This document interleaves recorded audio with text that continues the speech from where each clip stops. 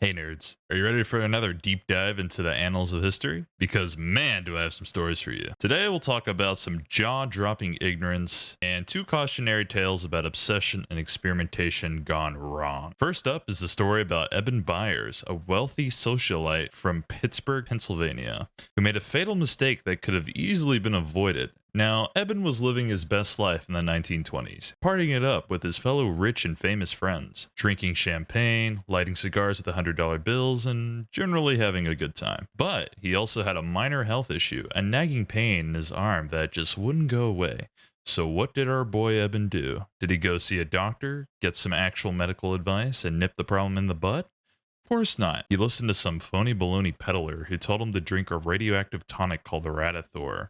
And here's the kicker. Eben didn't just drink a little bit of Radithor every now and then. No, sir. As soon as he got his hands on that sweet radioactive nectar, he was hooked. He would drink a bottle every single day for years. In fact, he was so enamored with the stuff that he even gave it out as gifts to his friends. Now, at first, Eben thought he was invincible, but as time went on, his health began to deteriorate rapidly. His teeth fell out, his jaw rotted away, and his bones became so brittle that he broke his arms just rolling around in bed.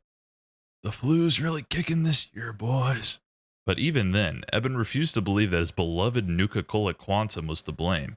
It wasn't until he was on his deathbed with his body riddled with tumors that he finally realized that maybe it wasn't the flu, and unfortunately passed away.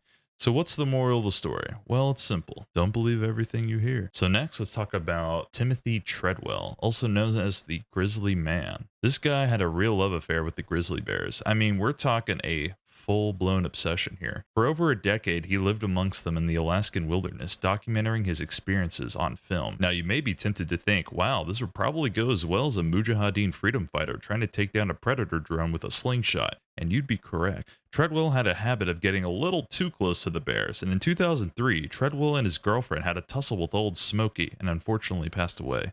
It's unclear exactly what happened, but it's believed that Treadwell may have crossed the boundary with the bear when he was filming, getting too close or provoking it in some way. Whatever the case, it's really a brutal and tragic end for a man who spent so much time with these guys. Treadwell's death sparked a lot of debate and controversy online. Some people saw him as a hero, educating the public about bears. Others saw him as a reckless fool. Whatever your opinion on Treadwell, there's no denying that his story is a cautionary tale on Murphy's Law. Lastly, I want to talk about the mad scientist, Dr. Robert Cornish. Now, Dr. Cornish was a scientist with big dreams, a dream to bring the dead back to life. And in 1933, he got his chance to make that dream a reality. The experiment began with a dog. He waited for the dog to finally pass away, shortly after which Dr. Cornish pumped the dog full of chemicals and applied electrical currents in order to revive it, and it surprisingly worked. The dog was indeed alive, but it wasn't exactly healthy. But Dr. Cornish was undeterred. He believed that he was onto something, and that he could refine his techniques to make it work better. And then came the moment that would make Dr. Cornish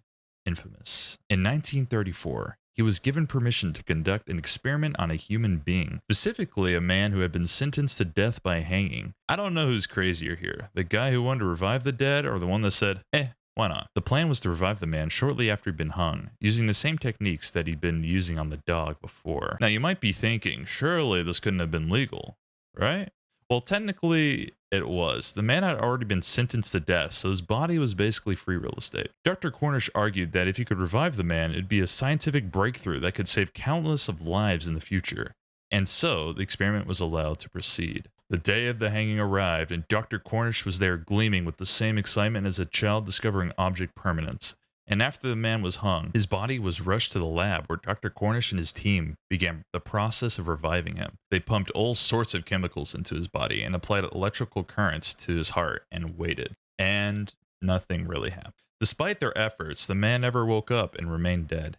In the aftermath of the experiment, Dr. Cornish was called out by the press and became a pariah in the scientific community.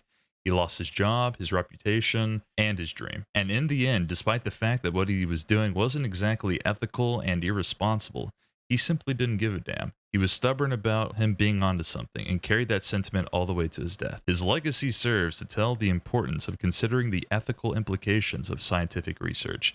So there you have it. 3 cautionary tales about strange obsessions and their consequences. It's like a recipe for disaster, with sprinkles of ignorance, a dash of obsession, and a pinch of experimentation gone wrong. But hey, at least you can learn from their mistakes, right? So until the next time, remember, curiosity killed the cat, but ignorance, obsession, and unchecked ambition can kill a whole lot more. Stay safe and stay curious.